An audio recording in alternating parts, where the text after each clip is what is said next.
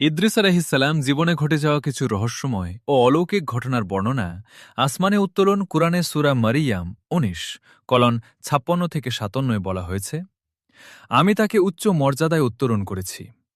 অনেক আলেমের মতে ইদ্রিস আলাইহিসসালামকে আসমানে চতুর্থ স্তরে নিয়ে যাওয়া হয়।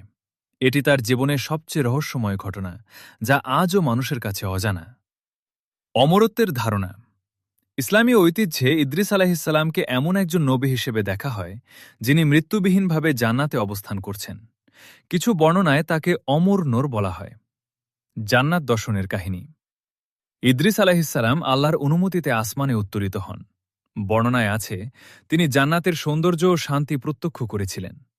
সেখানে তিনি দেখেছিলেন সবুজ বাগান, প্রবাহিত নদী, সোনালী প্রাসাদ এবং আল্লাহর বান্দাদের জন্য প্রস্তুত অশেষ নিয়ামত। এই দর্শন তাকে আরও বেশি ইবাদতে মনোযোগী করে তোলে।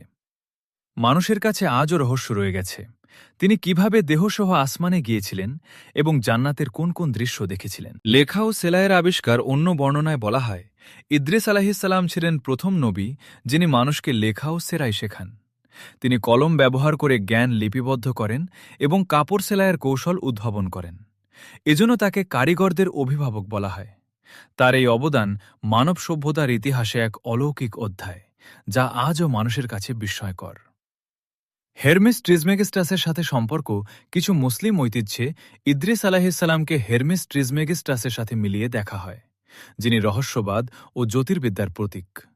দেহসহ আসমানে উত্তোলন ও জান্নাতে অবস্থান। ইদ্রিস আলাইহিসসালামের জীবনের সবচেয়ে অলৌকিক ঘটনা হল দেহসহ আসমানে উত্তোলন ও জান্নাতে অবস্থান, যা কুরআনে উল্লেখ আছে কিন্তু বিস্তারিতভাবে মানুষের কাছে অজানা।